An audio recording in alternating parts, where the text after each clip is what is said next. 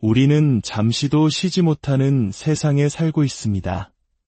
스마트폰에서는 끊임없이 알림이 울리고 세상은 우리에게 더 빨리, 더 많이, 더 효율적으로 움직이라고 재촉합니다.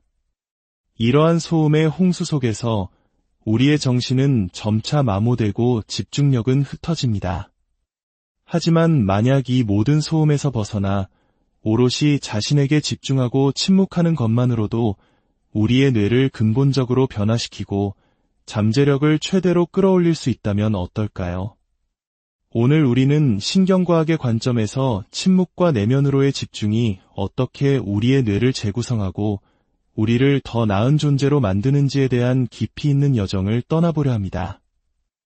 이것은 단순한 명상이나 휴식에 대한 이야기가 아닙니다. 이것은 당신의 뇌 속에서 일어나는 경이로운 변화에 대한 과학적인 탐구입니다. 우리의 뇌는 세상을 이해하기 위해 끊임없이 정보를 처리합니다. 이때 가장 중요한 것은 신호 대 잡음 비율입니다.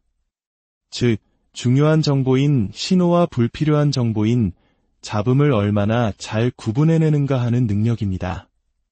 창의적인 작업을 하든, 운동 능력을 극대화하든, 장기적인 계획을 세우든 최고의 성과를 내기 위해서는 이 비율이 매우 높아야 합니다. 침묵은 바로 이 비율을 날카롭게 만드는 가장 강력한 도구입니다. 침묵은 불필요한 감각적 혼란을 제거하고 뇌의 사령탑이라 할 수 있는 전두엽 피질이 다시 주의력과 의사결정에 대한 통제권을 되찾도록 돕습니다. 생각해 보십시오. 현대 도시의 예측 불가능한 소음, 여러 사람이 동시에 말하는 소리, 끊임없이 울리는 디지털 알림 소리. 이러한 소음은 우리의 청각 피질과 주의력 시스템을 항상 높은 경계 상태로 만듭니다. 이것은 낮은 수준의 과잉 각성 상태를 유발하며 엄청난 에너지를 소모하고 스트레스 반응을 증폭시킵니다. 이러한 환경에 장기간 노출되면 정신적 피로, 짜증, 그리고 모든 인지 영역에서의 능력 저하로 이어질 수밖에 없습니다. 반면 침묵은 이러한 외부 입력을 차단하고 뇌의 시스템이 쉴 수 있도록 허락합니다. 이것이 바로 우리가 자연 속에서 깊은 평온함과 회복을 경험하는 이유입니다. 자연의 소리는 시끄러운 소음이 아니라 부드럽고 예측 가능한 패턴을 가진 소리이기 때문입니다. 뇌는 이러한 환경에서 비로소 통합하고 조정하고 회복하는 시간을 갖습니다. 기억하십시오. 진정한 회복 없이는 지속 가능한 진보도 없습니다. 우리의 뇌는 경험과 의도적인 노력을 통해 스스로를 재구성하는 놀라운 능력을 가지고 있습니다. 이를 신경가소성이라고 부릅니다. 이것은 학습, 습관 형성, 기술 습득, 그리고 개인적 변화의 생물학적 기초입니다. 신경가소성은 단순히 새로운 환경에 노출된다고 해서 일어나는 것이 아닙니다. 가장 강력한 변화는 외부 자극이 아니라 내면으로 향하는 집중된 관심에서 비롯됩니다. 우리의 신경계는 우리가 중요하다고 인식하는 것에 반응하도록 설계되었습니다. 그리고 그 중요성의 신호는 바로 주의력을 통해 전달됩니다. 주의력은 마치 형광펜과 같습니다. 특정 신경회로를 표시하여 강화하라고 명령하는 것입니다. 그러나 주의력은 단순히 무언가를 바라보는 행위가 아닙니다. 인지적, 감정적 에너지를 어디로 향하게 하는가에 대한 문제입니다. 그 에너지가 당신의 행동, 생각, 그리고 내면의 목표를 향해 안으로 집중될 때 당신은 훨씬 더 정밀하고 강력한 형태의 신경가소성 변화를 이끌어낼 수 있습니다. 이 변화의 핵심 메커니즘 중 하나는 장기 강화 작용입니다. 함께 활성화되는 뉴런들 사이의 시냅스 연결이 반복적으로 강화되는 현상입니다. 이것이 일어나려면 집중된 반복, 강렬한 감정, 그리고 의도적인 참여가 필요합니다. 수동적인 노출만으로는 충분하지 않습니다.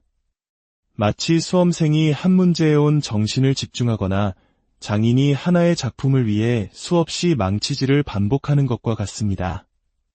모든 방해 요소가 제거되고 주의력이 내면으로 향할 때 뇌는 구조적인 변화를 겪을 가능성이 훨씬 높아집니다. 이것은 가설이 아닙니다. 기능적 자기공명영상 연구에 따르면 명상이나 목표 시각화와 같이 내면에 집중하는 동안 자기조절, 오류 감지, 인지 통제와 관련된 뇌 영역의 활동이 증가하는 것으로 나타났습니다. 시간이 지나고 꾸준히 연습하면 이 영역들 사이의 연결이 강화되어 더욱 통합적이고 적응력이 뛰어난 신경망이 형성되는 것입니다.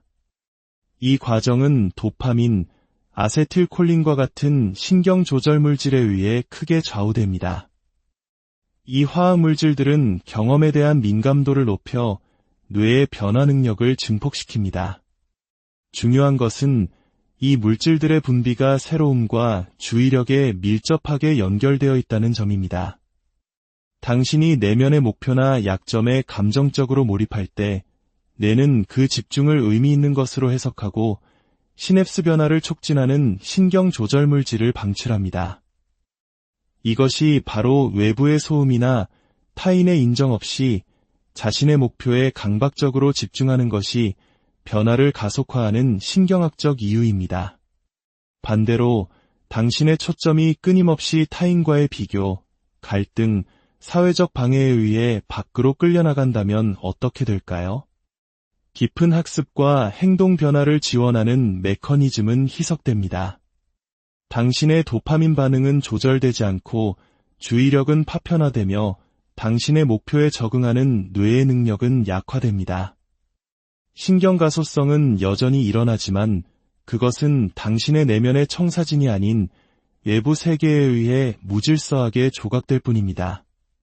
도파민은 흔히 쾌락 화학물질로 오해받지만 실제로는 동기부여, 기대, 보상 예측의 분자에 더 가깝습니다. 도파민은 보상을 받았을 때가 아니라 불확실하고 새로운 보상을 기대할 때 급증합니다. 이 특성 때문에 도파민은 외부의 인정에 중독되기 쉽게 만듭니다. 소셜미디어의 좋아요, 칭찬, 관심, 이 모든 것은 승인에 대한 외부 신호입니다. 이 신호들은 뇌의 보상 회로를 활성화하고 당신은 그 보상을 얻기 위한 행동을 반복하게 됩니다. 시간이 지남에 따라 뇌는 특정 행동, 예를 들어 게시물을 올리거나 휴대폰을 확인하는 행위를 그 행동이 만들어내는 실제 가치가 아닌 그것이 주는 도파민 자극과 연관 짓기 시작합니다. 이것이 바로 도파민의 덫입니다. 당신은 실질적인 성장 대신 신호를 쫓기 시작합니다. 타인의 반응을 얻기 위해 자신의 행동, 목표, 심지어 정체성까지 수정하기 시작합니다. 마치 도박과 같습니다. 매번 이기는 것은 아니지만 이길 수도 있다는 가능성이 당신을 계속 그 자리에 머물게 합니다.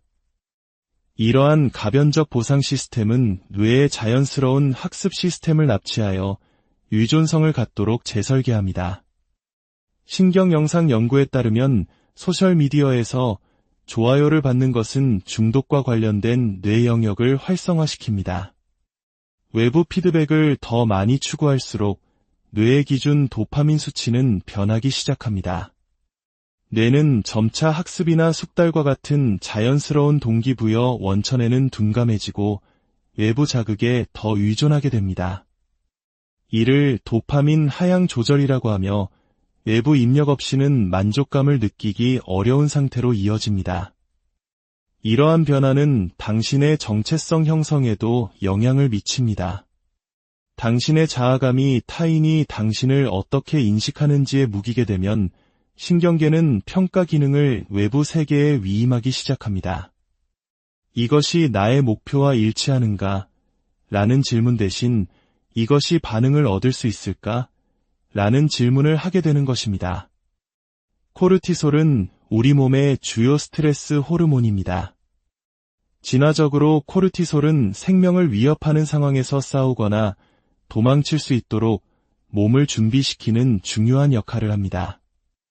하지만 현대사회에서 이 시스템은 사소하고 종종 무의미한 정보에 반응하여 하루에도 수십 번씩 활성화됩니다. 놓친 메시지, 비판적인 댓글, 타인과의 비교, 교통체증. 이러한 사소한 자극 하나하나가 우리 안에서 불균형적인 반응을 일으킵니다. 신경계가 입력을 조절하도록 훈련되지 않으면 반사적으로 반응하고 코르티솔 수치가 급상승합니다. 이 패턴이 반복되면 뇌는 반응성에 길들여집니다. 스트레스에 더 민감해지고 자제력을 잃으며 쉽게 압도당하게 됩니다. 한국인들이 흔히 겪는 화병이라는 것도 어쩌면 이러한 만성적인 스트레스 반응과 깊은 관련이 있을 것입니다. 억눌린 감정과 스트레스가 신체적 증상으로 나타나는 것처럼 사소한 자극에 대한 반복적인 반응은 우리를 서서히 병들게 합니다. 만성적으로 높은 코르티솔은 기억력 형성을 방해하고 면역 체계를 억제하며 수면을 방해합니다. 불안, 우울, 번아웃의 위험을 높이고 무엇이 중요하고 중요하지 않은지를 구별하는 능력을 저하시킵니다. 이 악순환을 끊는 방법은 멈춤을 배우는 것입니다. 자극과 반응 사이에 아주 짧은 고요의 순간을 삽입하는 것입니다. 그 순간 당신은 감정적인 변연계가 아닌 이성적인 전두엽 피지를 사용하게 됩니다. 그 멈춤의 순간에 조절이 시작됩니다. 뇌에게 이것은 위기가 아니야. 전면적인 스트레스 반응은 필요 없어라고 말해주는 것입니다. 시간이 지남에 따라 반응하지 않는 행위 자체가 신경계를 재조정하는 새로운 신호가 됩니다. 진정한 정체성은 관객 앞에서 조각되는 공연이 아닙니다. 그것은 고독 속에서 단련되는 구축 과정입니다. 타인의 판단에서 자유로울 때, 주의력이 내면으로 향할 때, 뇌는 외부의 기대라는 소음 없이 깊은 자기 참조 처리에 참여할 수 있습니다. 신경학적으로 정체성은 뇌의 기본 모드 네트워크와 깊은 관련이 있습니다. 이 네트워크는 우리가 쉬거나 혼자 있거나 자기 성찰을 할 때 활성화됩니다. 바로 이 침묵의 순간에 뇌는 당신의 경험과 관련하여 당신이 누구인지를 정리하기 시작합니다. 하지만 주의력이 끊임없이 외부의 피드백이나 타인의 시선을 향해 있으면 자아 모델은 왜곡됩니다. 진정성 있기보다는 반응적이 되고 일관성 있기보다는 상황에 따라 변하게 됩니다. 아무도 보지 않을 때 나는 누구인가? 어떤 보상도 없을 때 나는 무엇을 가치 있게 여기는가? 이러한 질문들은 생각 자체를 성찰하는 능력, 즉 메타인지와 관련된 신경회로를 활성화합니다. 이 과정이야말로 장기적인 정체성 형성의 핵심 동력입니다. 반면 대중 앞에서의 공연은 전혀 다른 신경 메커니즘을 촉발합니다. 사회적 관심은 승인, 판단, 거부와 같은 사회적으로 중요한 단서를 감지하도록 설계된 돌출 네트워크를 활성화합니다. 이 시스템은 이협 감지와 감정적 반응성을 담당하는 편도체와 연결되어 있습니다. 당신이 관찰당하고 있다고 느낄 때 뇌는 피드백에 따라 행동을 조정하거나 이장하는 데 우선순위를 둡니다. 이것은 진정한 정체성 발달을 위한 비옥한 토양이 아닙니다. 그것은 진정성이 아닌 모방을 훈련시킵니다. 사회적 거울에서 벗어나 알려지지 않고 보이지 않으며 인정받지 않는 과정을 겪는 것은 후퇴가 아닙니다. 그것은 재조정입니다. 신경계가 우선순위를 재설정하고 더 깊은 통합의 자원을 쏟을 수 있도록 허용하는 것입니다. 과거의 자신과 완전히 다른 주변 사람들조차 당신을 알아볼 수 없게 만드는 그런 종류의 근본적인 변화는 균형 잡힌 노력이나 적당한 관심으로 이루어지지 않습니다. 그것은 몰입을 요구합니다. 여기서 몰입이란 병적인 집착이 아니라 신경학적인 의미에서의 극도의 집중 상태를 말합니다. 정밀하게 조준된 몰입은 고도의 집중력, 신경 조절 물질의 활발한 활동, 그리고 깊은 인지적 참여 상태입니다. 이것이 바로 뇌가 대규모로 자신을 재구성하는 메커니즘입니다. 당신이 하나의 목표에 몰입하게 되면 뇌는 그 추구를 위해 자원을 제할당하기 시작합니다. 이것은 비유가 아니라 기능적 신경과학입니다. 전두엽 피질은 목표의 렌즈를 통해 세상을 걸러내기 시작하고 관련 없는 자극은 무시됩니다. 이러한 주의력의 선별은 뇌가 특정 결과에 모든 대사 및 인지 에너지를 쏟아부을 수 있게 합니다. 자신을 설명하려는 행위가 왜 변화의 힘을 희석시키는지에 대한 신경학적 이유가 있습니다. 당신의 동기, 강도, 사회적 규범으로부터의 이탈을 설명할 때마다 당신은 초점을 내면에서 외부로 옮깁니다. 설명은 일종의 공연입니다. 그것은 당신의 인지 방정식에 타인의 승인과 이해라는 변수를 추가합니다. 하지만 진정한 몰입은 제거를 요구합니다. 아무것도 짓지 않는 사람들에게 당신의 청사진을 계속 변호하면서 새로운 건축물을 지을 수는 없습니다. 몰입 상태에 들어가면 당신은 목표 지향적인 신경 가소성 상태에 들어갑니다. 이전에는 외부 피드백에 따라 변동하던 도파민이 이제는 그 추구 과정 자체에 동기화됩니다. 어려운 과제를 완수하거나 새로운 디테일을 배우는 등 앞으로 나아가는 작은 한 걸음 한 걸음이 그 자체로 보상이 됩니다. 더 이상 외부의 허가나 인정이 필요하지 않습니다. 그 일 자체가 보상 회로가 되는 것입니다. 알아볼 수 없게 되는 것은 단 한 번의 돌파구의 결과가 아닙니다. 그것은 박수갈채 없이 고립된 상태에서 압박감 속에서 내린 수천 개의 미세한 결정들이 축적된 결과입니다. 신경계가 편안함, 산만함, 타인의 시선을 원할 때 당신은 대신 그것에 반복을 선물하는 순간들입니다. 반복은 정체성을 재구성합니다. 뇌는 당신이 원하기 때문에 변하는 것이 아닙니다. 무엇이 중요한지를 반복적으로 보여주기 때문에 변하는 것입니다. 그리고 몰입은 무언가가 정말로 중요하다는 가장 강력한 신호입니다. 대부분의 사람들은 몰입이 아닌 사회적 조율 상태에서 작동합니다. 그들은 깊이가 아닌 균형을, 고독이 아닌 합의를 원합니다. 당신의 집중을 그들에게 설명할 때 당신은 두 개의 양립할 수 없는 가치 체계 사이의 마찰을 초대하는 것입니다. 그 마찰은 명확함이 아닌 혼란, 의심, 그리고 정당화의 충동을 만듭니다. 진정한 몰입은 화려하지 않습니다. 종종 조용하고 반복적이며 보이지 않습니다. 그것은 결과물의 설계에 맞지 않는다는 이유로 완벽하게 좋은 기회에 아니오라고 말하는 것처럼 보입니다. 결과가 외부로 보이지 않기 때문에 몇 달, 몇 년 동안 사람들이 당신이 무엇을 하는지 이해하지 못하는 것처럼 보입니다. 그것은 전체 보상 구조를 재편하는 무언가를 만들기 위해 일시적인 보상을 놓치는 것처럼 보입니다. 당신이 누구였는지 더 이상 연결할 수 없게 만드는 수준의 변화는 당신의 의도를 세상에 알리는 데서 오지 않습니다. 그것은 목표와 정렬되지 않은 그 어떤 것에도 닿을 수 없는 상태가 됨으로써 옵니다. 신경계는 마찰 없이, 논평 없이, 그리고 다른 사람들의 입맛에 맞추기 위해 자신을 희석시킬 필요 없이 작동하도록 허용될 때만 그러한 수준의 변화를 겪을 수 있습니다. 진정한 변화는 외부의 박수갈채 속에서가 아니라 내면의 고요한 침묵 속에서 시작됩니다. 당신의 뇌는 당신이 상상하는 것보다 훨씬 더 강력한 변화의 잠재력을 가지고 있습니다.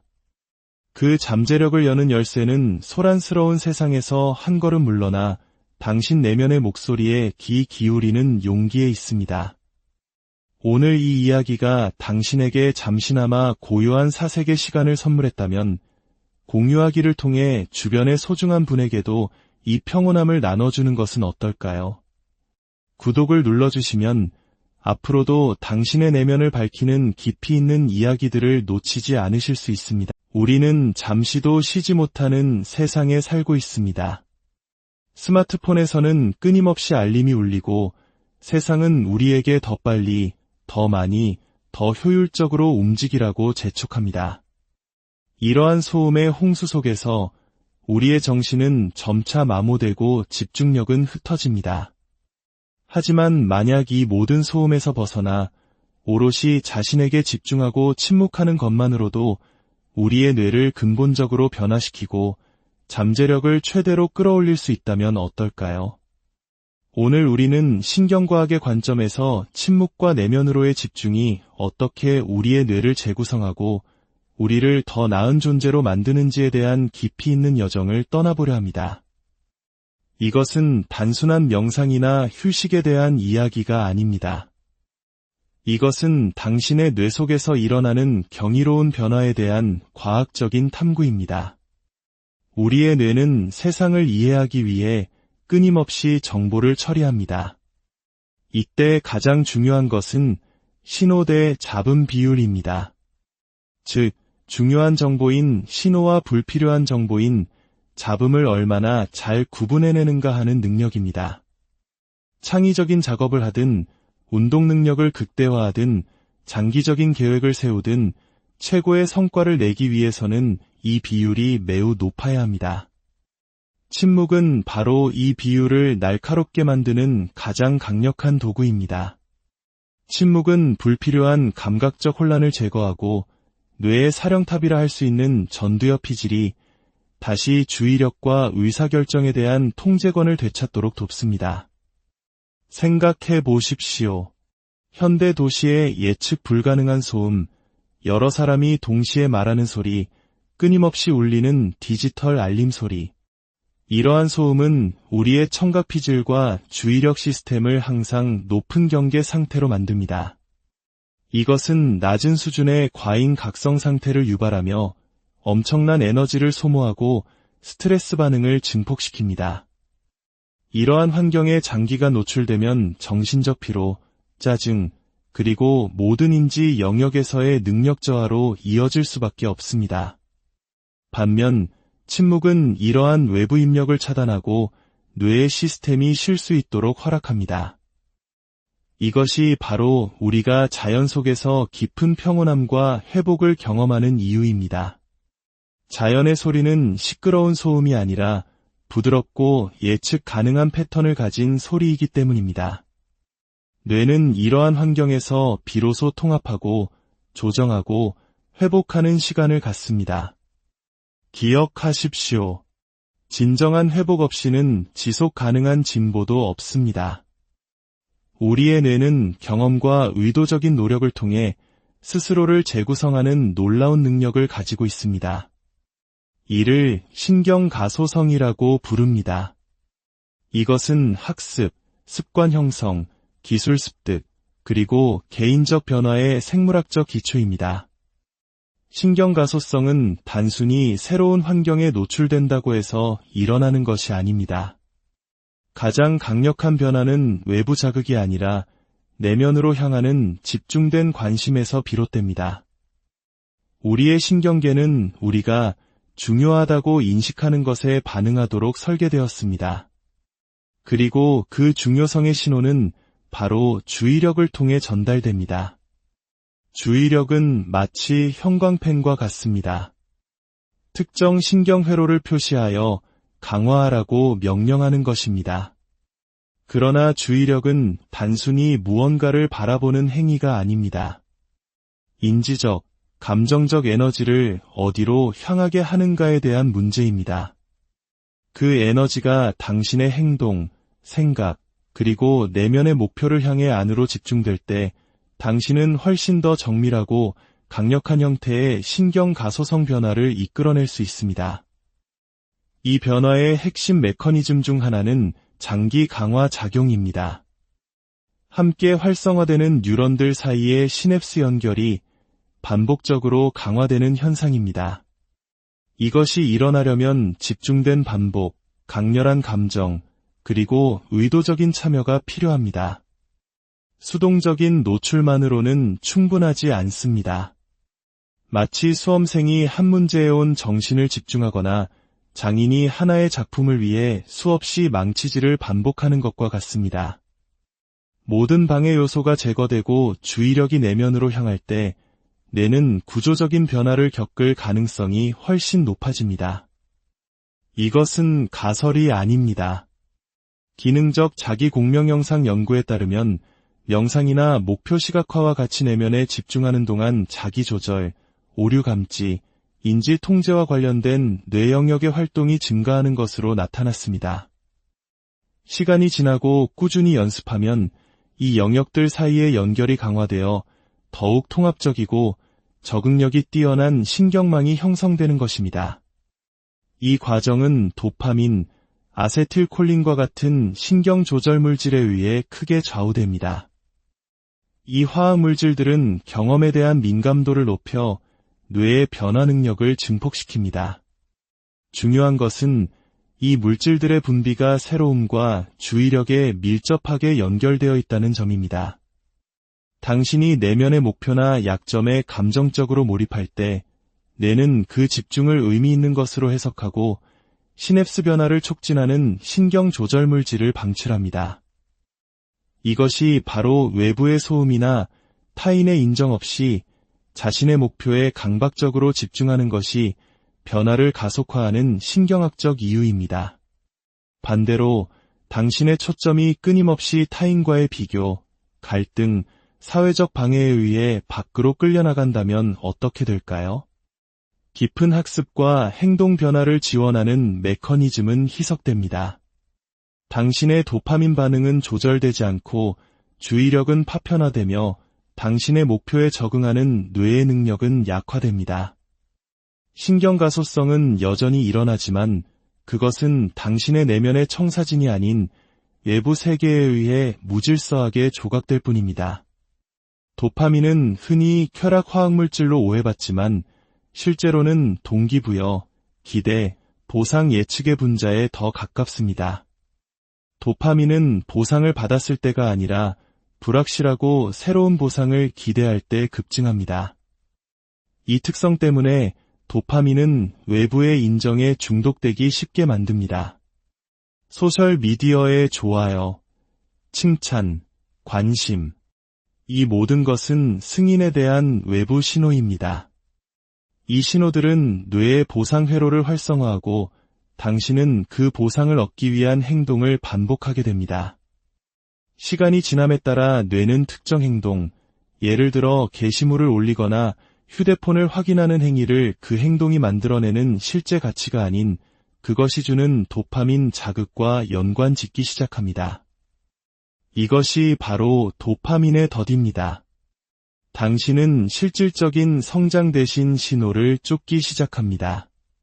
타인의 반응을 얻기 위해 자신의 행동, 목표, 심지어 정체성까지 수정하기 시작합니다. 마치 도박과 같습니다. 매번 이기는 것은 아니지만 이길 수도 있다는 가능성이 당신을 계속 그 자리에 머물게 합니다. 이러한 가변적 보상 시스템은 뇌의 자연스러운 학습 시스템을 납치하여 유존성을 갖도록 재설계합니다.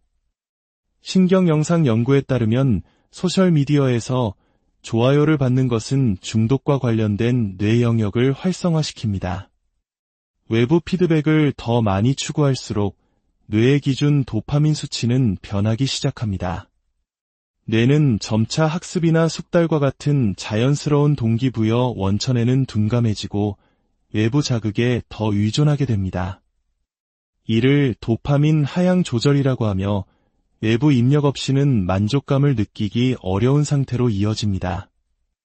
이러한 변화는 당신의 정체성 형성에도 영향을 미칩니다. 당신의 자아감이 타인이 당신을 어떻게 인식하는지에 묵이게 되면 신경계는 평가 기능을 외부 세계에 위임하기 시작합니다. 이것이 나의 목표와 일치하는가? 라는 질문 대신 이것이 반응을 얻을 수 있을까? 라는 질문을 하게 되는 것입니다. 코르티솔은 우리 몸의 주요 스트레스 호르몬입니다. 진화적으로 코르티솔은 생명을 위협하는 상황에서 싸우거나 도망칠 수 있도록 몸을 준비시키는 중요한 역할을 합니다.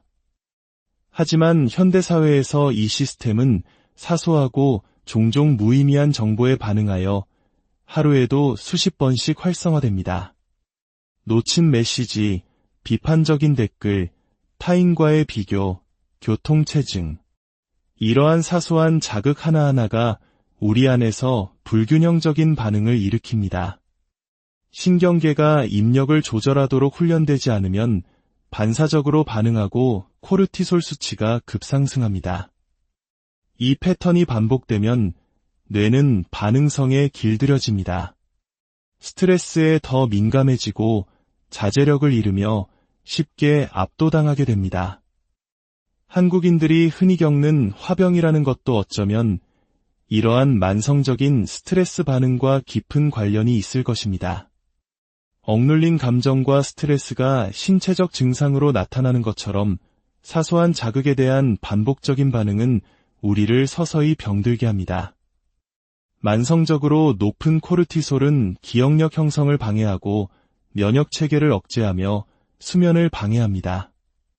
불안, 우울, 번아웃의 위험을 높이고 무엇이 중요하고 중요하지 않은지를 구별하는 능력을 저하시킵니다. 이 악순환을 끊는 방법은 멈춤을 배우는 것입니다. 자극과 반응 사이에 아주 짧은 고요의 순간을 삽입하는 것입니다. 그 순간 당신은 감정적인 변연계가 아닌 이성적인 전두엽 피지를 사용하게 됩니다. 그 멈춤의 순간에 조절이 시작됩니다. 뇌에게 이것은 위기가 아니야. 전면적인 스트레스 반응은 필요 없어라고 말해주는 것입니다.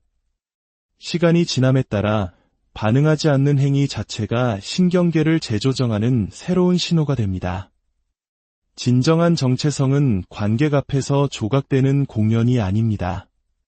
그것은 고독 속에서 단련되는 구축 과정입니다. 타인의 판단에서 자유로울 때, 주의력이 내면으로 향할 때, 뇌는 외부의 기대라는 소음 없이 깊은 자기 참조 처리에 참여할 수 있습니다. 신경학적으로 정체성은 뇌의 기본 모드 네트워크와 깊은 관련이 있습니다. 이 네트워크는 우리가 쉬거나 혼자 있거나 자기 성찰을 할 때 활성화됩니다. 바로 이 침묵의 순간에 뇌는 당신의 경험과 관련하여 당신이 누구인지를 정리하기 시작합니다. 하지만 주의력이 끊임없이 외부의 피드백이나 타인의 시선을 향해 있으면 자아 모델은 왜곡됩니다. 진정성 있기보다는 반응적이 되고 일관성 있기보다는 상황에 따라 변하게 됩니다. 아무도 보지 않을 때 나는 누구인가? 어떤 보상도 없을 때 나는 무엇을 가치 있게 여기는가? 이러한 질문들은 생각 자체를 성찰하는 능력, 즉 메타인지와 관련된 신경회로를 활성화합니다. 이 과정이야말로 장기적인 정체성 형성의 핵심 동력입니다. 반면 대중 앞에서의 공연은 전혀 다른 신경 메커니즘을 촉발합니다. 사회적 관심은 승인, 판단, 거부와 같은 사회적으로 중요한 단서를 감지하도록 설계된 돌출 네트워크를 활성화합니다.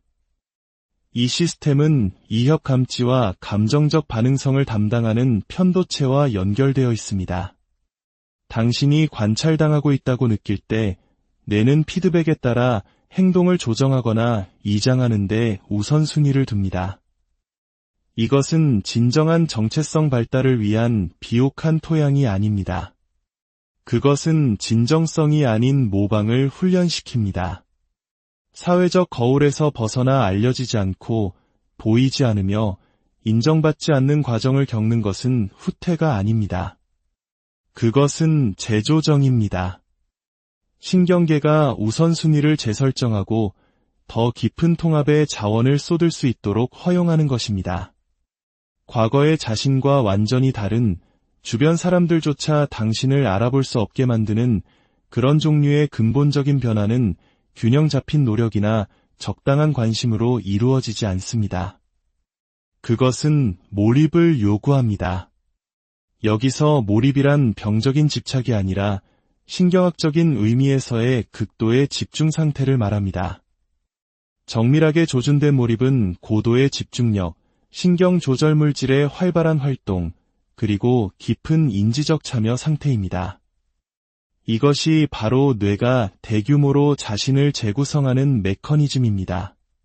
당신이 하나의 목표에 몰입하게 되면 뇌는 그 추구를 위해 자원을 제할당하기 시작합니다. 이것은 비유가 아니라 기능적 신경과학입니다. 전두엽 피질은 목표의 렌즈를 통해 세상을 걸러내기 시작하고 관련 없는 자극은 무시됩니다. 이러한 주의력의 선별은 뇌가 특정 결과에 모든 대사 및 인지 에너지를 쏟아부을 수 있게 합니다. 자신을 설명하려는 행위가 왜 변화의 힘을 희석시키는지에 대한 신경학적 이유가 있습니다. 당신의 동기, 강도, 사회적 규범으로부터의 이탈을 설명할 때마다 당신은 초점을 내면에서 외부로 옮깁니다. 설명은 일종의 공연입니다. 그것은 당신의 인지 방정식에 타인의 승인과 이해라는 변수를 추가합니다. 하지만 진정한 몰입은 제거를 요구합니다. 아무것도 짓지 않는 사람들에게 당신의 청사진을 계속 변호하면서 새로운 건축물을 지을 수는 없습니다. 몰입 상태에 들어가면 당신은 목표 지향적인 신경 가소성 상태에 들어갑니다. 이전에는 외부 피드백에 따라 변동하던 도파민이 이제는 그 추구 과정 자체에 동기화됩니다. 어려운 과제를 완수하거나 새로운 디테일을 배우는 등 앞으로 나아가는 작은 한 걸음 한 걸음이 그 자체로 보상이 됩니다. 더 이상 외부의 허가나 인정이 필요하지 않습니다. 그 일 자체가 보상 회로가 되는 것입니다. 알아볼 수 없게 되는 것은 단 한 번의 돌파구의 결과가 아닙니다. 그것은 박수갈채 없이 고립된 상태에서 압박감 속에서 내린 수천 개의 미세한 결정들이 축적된 결과입니다. 신경계가 편안함, 산만함, 타인의 시선을 원할 때 당신은 대신 그것에 반복을 선물하는 순간들입니다. 반복은 정체성을 재구성합니다. 뇌는 당신이 원하기 때문에 변하는 것이 아닙니다. 무엇이 중요한지를 반복적으로 보여주기 때문에 변하는 것입니다. 그리고 몰입은 무언가가 정말로 중요하다는 가장 강력한 신호입니다. 대부분의 사람들은 몰입이 아닌 사회적 조율 상태에서 작동합니다. 그들은 깊이가 아닌 균형을, 고독이 아닌 합의를 원합니다. 당신의 집중을 그들에게 설명할 때 당신은 두 개의 양립할 수 없는 가치 체계 사이의 마찰을 초대하는 것입니다. 그 마찰은 명확함이 아닌 혼란, 의심, 그리고 정당화의 충동을 만듭니다. 진정한 몰입은 화려하지 않습니다. 종종 조용하고 반복적이며 보이지 않습니다. 그것은 결과물의 설계에 맞지 않는다는 이유로 완벽하게 좋은 기회에 아니오라고 말하는 것처럼 보입니다. 결과가 외부로 보이지 않기 때문에 몇 달, 몇 년 동안 사람들이 당신이 무엇을 하는지 이해하지 못하는 것처럼 보입니다. 그것은 전체 보상 구조를 재편하는 무언가를 만들기 위해 일시적인 보상을 놓치는 것처럼 보입니다. 당신이 누구였는지 더 이상 연결할 수 없게 만드는 수준의 변화는 당신의 의도를 세상에 알리는 데서 오지 않습니다. 그것은 목표와 정렬되지 않은 그 어떤 것에도 닿을 수 없는 상태가 됨으로써입니다. 신경계는 마찰 없이, 논평 없이, 그리고 다른 사람들의 입맛에 맞추기 위해 자신을 희석시킬 필요 없이 작동하도록 허용될 때만 그러한 수준의 변화를 겪을 수 있습니다. 진정한 변화는 외부의 박수갈채 속에서가 아니라 내면의 고요한 침묵 속에서 시작됩니다. 당신의 뇌는 당신이 상상하는 것보다 훨씬 더 강력한 변화의 잠재력을 가지고 있습니다.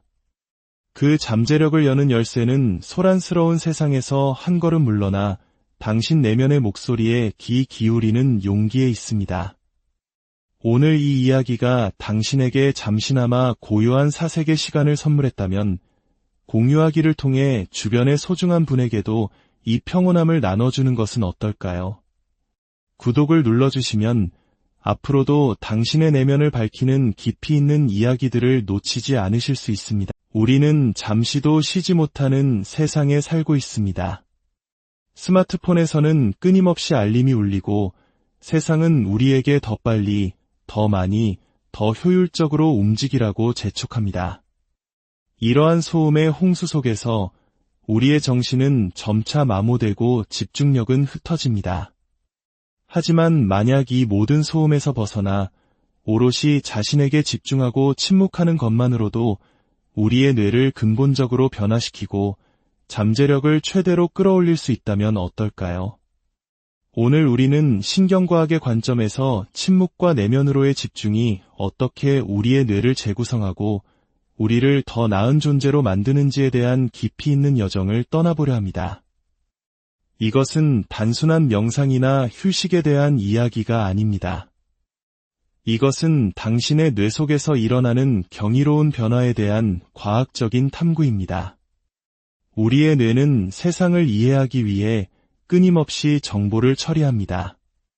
이때 가장 중요한 것은 신호 대 잡음 비율입니다. 즉, 중요한 정보인 신호와 불필요한 정보인 잡음을 얼마나 잘 구분해내는가 하는 능력입니다. 창의적인 작업을 하든, 운동 능력을 극대화하든, 장기적인 계획을 세우든 최고의 성과를 내기 위해서는 이 비율이 매우 높아야 합니다. 침묵은 바로 이 비율을 날카롭게 만드는 가장 강력한 도구입니다. 침묵은 불필요한 감각적 혼란을 제거하고 뇌의 사령탑이라 할 수 있는 전두엽 피질이 다시 주의력과 의사결정에 대한 통제권을 되찾도록 돕습니다. 생각해 보십시오. 현대 도시의 예측 불가능한 소음, 여러 사람이 동시에 말하는 소리, 끊임없이 울리는 디지털 알림 소리. 이러한 소음은 우리의 청각 피질과 주의력 시스템을 항상 높은 경계 상태로 만듭니다. 이것은 낮은 수준의 과잉 각성 상태를 유발하며 엄청난 에너지를 소모하고 스트레스 반응을 증폭시킵니다. 이러한 환경에 장기간 노출되면 정신적 피로, 짜증, 그리고 모든 인지 영역에서의 능력 저하로 이어질 수밖에 없습니다.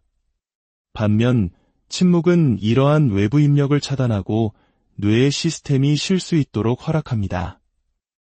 이것이 바로 우리가 자연 속에서 깊은 평온함과 회복을 경험하는 이유입니다. 자연의 소리는 시끄러운 소음이 아니라 부드럽고 예측 가능한 패턴을 가진 소리이기 때문입니다. 뇌는 이러한 환경에서 비로소 통합하고 조정하고 회복하는 시간을 갖습니다. 기억하십시오. 진정한 회복 없이는 지속 가능한 진보도 없습니다. 우리의 뇌는 경험과 의도적인 노력을 통해 스스로를 재구성하는 놀라운 능력을 가지고 있습니다. 이를 신경가소성이라고 부릅니다.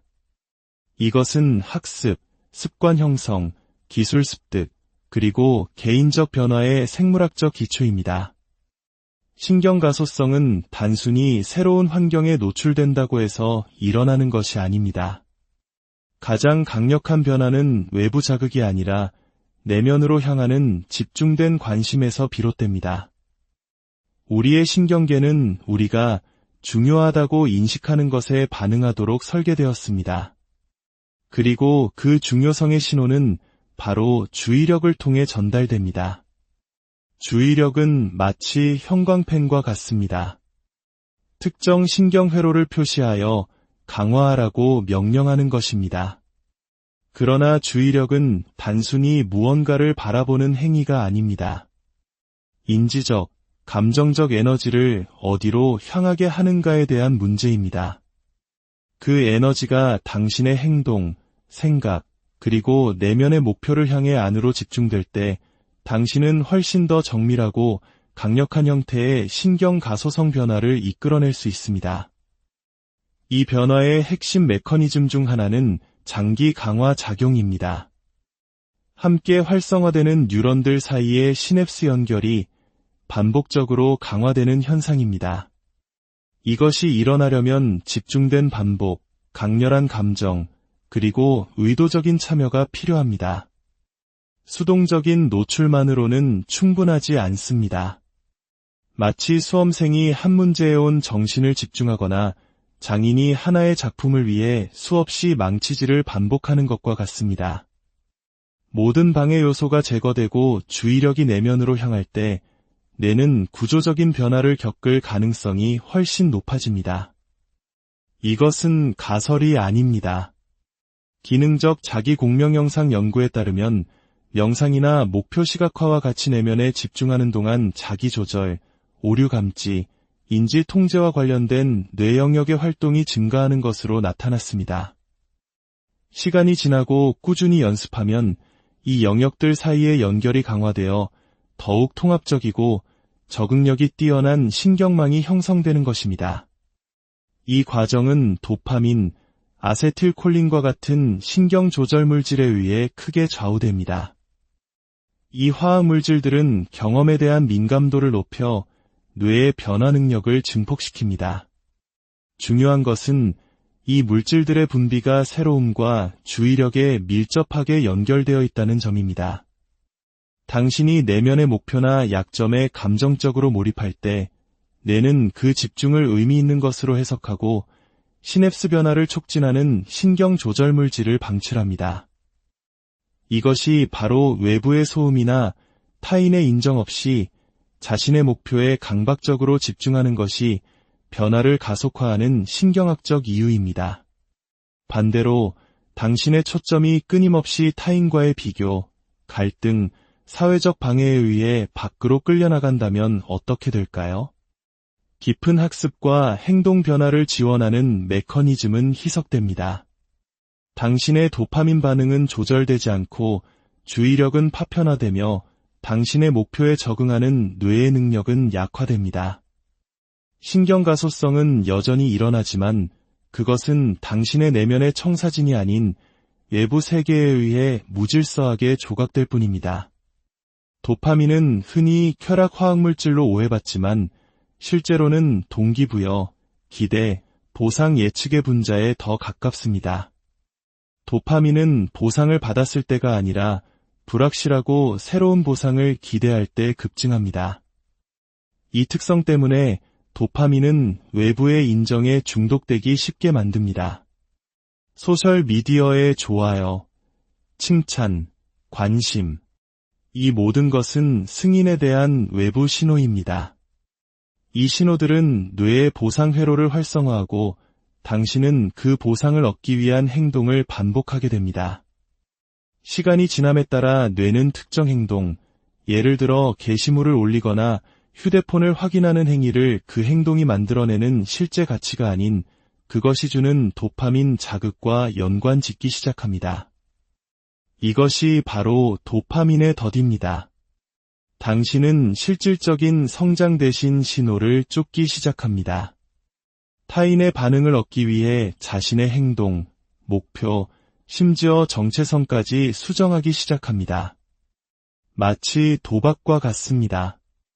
매번 이기는 것은 아니지만 이길 수도 있다는 가능성이 당신을 계속 그 자리에 머물게 합니다. 이러한 가변적 보상 시스템은 뇌의 자연스러운 학습 시스템을 납치하여 유존성을 갖도록 재설계합니다.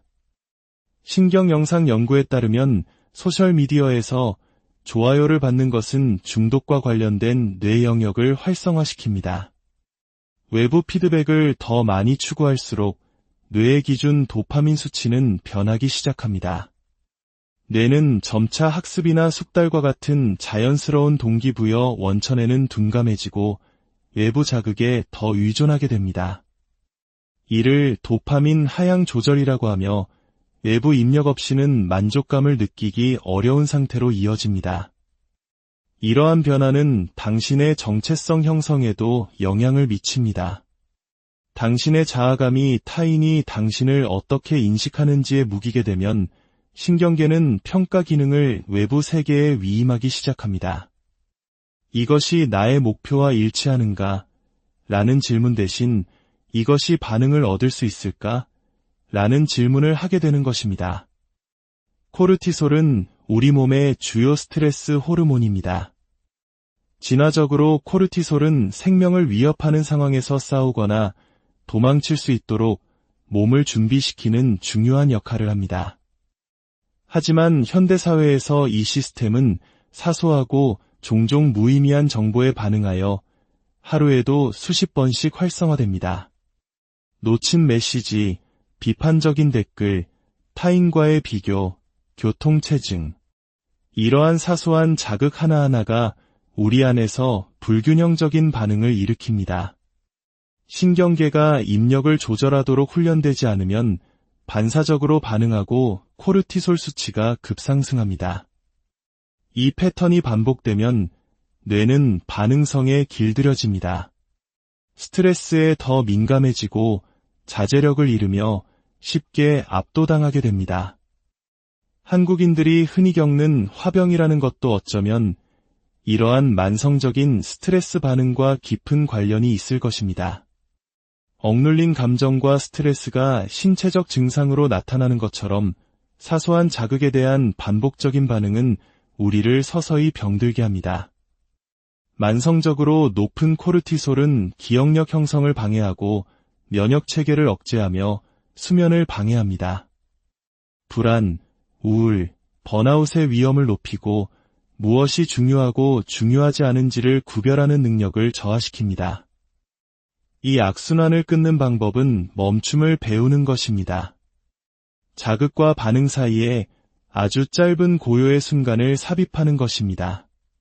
그 순간 당신은 감정적인 변연계가 아닌 이성적인 전두엽 피지를 사용하게 됩니다. 그 멈춤의 순간에 조절이 시작됩니다. 뇌에게 이것은 위기가 아니야. 전면적인 스트레스 반응은 필요 없어라고 말해주는 것입니다.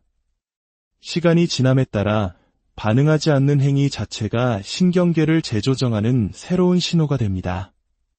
진정한 정체성은 관객 앞에서 조각되는 공연이 아닙니다. 그것은 고독 속에서 단련되는 구축 과정입니다. 타인의 판단에서 자유로울 때, 주의력이 내면으로 향할 때, 뇌는 외부의 기대라는 소음 없이 깊은 자기 참조 처리에 참여할 수 있습니다. 신경학적으로 정체성은 뇌의 기본 모드 네트워크와 깊은 관련이 있습니다. 이 네트워크는 우리가 쉬거나 혼자 있거나 자기 성찰을 할 때 활성화됩니다. 바로 이 침묵의 순간에 뇌는 당신의 경험과 관련하여 당신이 누구인지를 정리하기 시작합니다. 하지만 주의력이 끊임없이 외부의 피드백이나 타인의 시선을 향해 있으면 자아 모델은 왜곡됩니다. 진정성 있기보다는 반응적이 되고 일관성 있기보다는 상황에 따라 변하게 됩니다. 아무도 보지 않을 때 나는 누구인가? 어떤 보상도 없을 때 나는 무엇을 가치 있게 여기는가?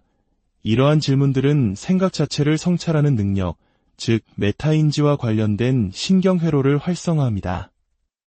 이 과정이야말로 장기적인 정체성 형성의 핵심 동력입니다. 반면 대중 앞에서의 공연은 전혀 다른 신경 메커니즘을 촉발합니다. 사회적 관심은 승인, 판단, 거부와 같은 사회적으로 중요한 단서를 감지하도록 설계된 돌출 네트워크를 활성화합니다. 이 시스템은 이협 감지와 감정적 반응성을 담당하는 편도체와 연결되어 있습니다. 당신이 관찰당하고 있다고 느낄 때 뇌는 피드백에 따라 행동을 조정하거나 이장하는 데 우선순위를 둡니다. 이것은 진정한 정체성 발달을 위한 비옥한 토양이 아닙니다. 그것은 진정성이 아닌 모방을 훈련시킵니다. 사회적 거울에서 벗어나 알려지지 않고 보이지 않으며 인정받지 않는 과정을 겪는 것은 후퇴가 아닙니다.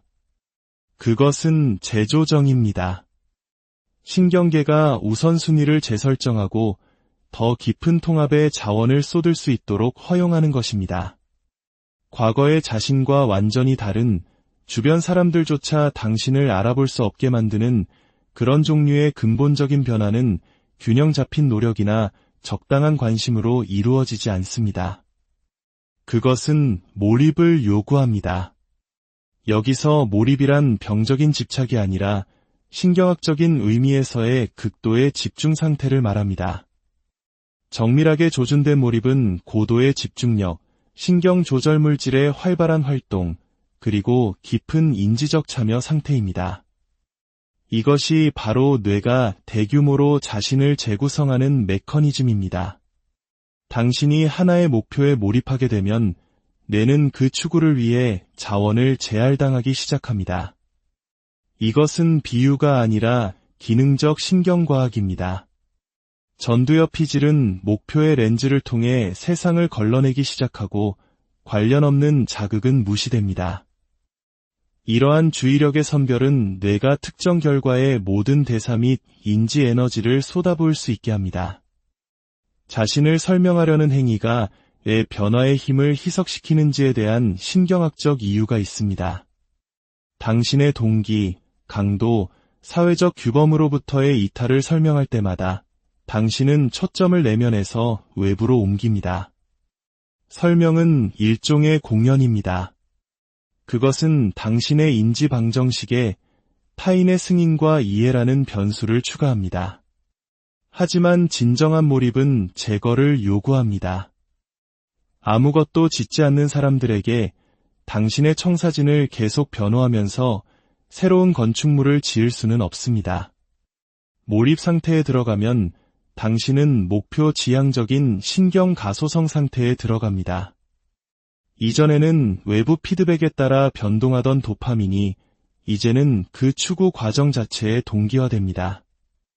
어려운 과제를 완수하거나 새로운 디테일을 배우는 등 앞으로 나아가는 작은 한 걸음 한 걸음이 그 자체로 보상이 됩니다. 더 이상 외부의 허가나 인정이 필요하지 않습니다. 그 일 자체가 보상 회로가 되는 것입니다. 알아볼 수 없게 되는 것은 단 한 번의 돌파구의 결과가 아닙니다. 그것은 박수갈채 없이 고립된 상태에서 압박감 속에서 내린 수천 개의 미세한 결정들이 축적된 결과입니다. 신경계가 편안함, 산만함, 타인의 시선을 원할 때 당신은 대신 그것에 반복을 선물하는 순간들입니다. 반복은 정체성을 재구성합니다. 뇌는 당신이 원하기 때문에 변하는 것이 아닙니다. 무엇이 중요한지를 반복적으로 보여주기 때문에 변하는 것입니다. 그리고 몰입은 무언가가 정말로 중요하다는 가장 강력한 신호입니다.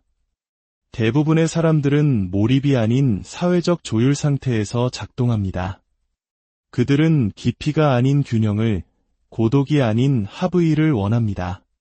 당신의 집중을 그들에게 설명할 때 당신은 두 개의 양립할 수 없는 가치 체계 사이의 마찰을 초대하는 것입니다. 그 마찰은 명확함이 아닌 혼란, 의심, 그리고 정당화의 충동을 만듭니다. 진정한 몰입은 화려하지 않습니다. 종종 조용하고 반복적이며 보이지 않습니다. 그것은 결과물의 설계에 맞지 않는다는 이유로 완벽하게 좋은 기회에 아니오라고 말하는 것처럼 보입니다. 결과가 외부로 보이지 않기 때문에 몇 달, 몇 년 동안 사람들이 당신이 무엇을 하는지 이해하지 못하는 것처럼 보입니다. 그것은 전체 보상 구조를 재편하는 무언가를 만들기 위해 일시적인 보상을 놓치는 것처럼 보입니다. 당신이 누구였는지 더 이상 연결할 수 없게 만드는 수준의 변화는 당신의 의도를 세상에 알리는 데서 오지 않습니다. 그것은 목표와 정렬되지 않은 그 어떤 것에도 닿을 수 없는 상태가 됨으로써 옵니다. 신경계는 마찰 없이, 논평 없이, 그리고 다른 사람들의 입맛에 맞추기 위해 자신을 희석시킬 필요 없이 작동하도록 허용될 때만 그러한 수준의 변화를 겪을 수 있습니다. 진정한 변화는 외부의 박수갈채 속에서가 아니라 내면의 고요한 침묵 속에서 시작됩니다. 당신의 뇌는 당신이 상상하는 것보다 훨씬 더 강력한 변화의 잠재력을 가지고 있습니다. 그 잠재력을 여는 열쇠는 소란스러운 세상에서 한 걸음 물러나 당신 내면의 목소리에 귀 기울이는 용기에 있습니다. 오늘 이 이야기가 당신에게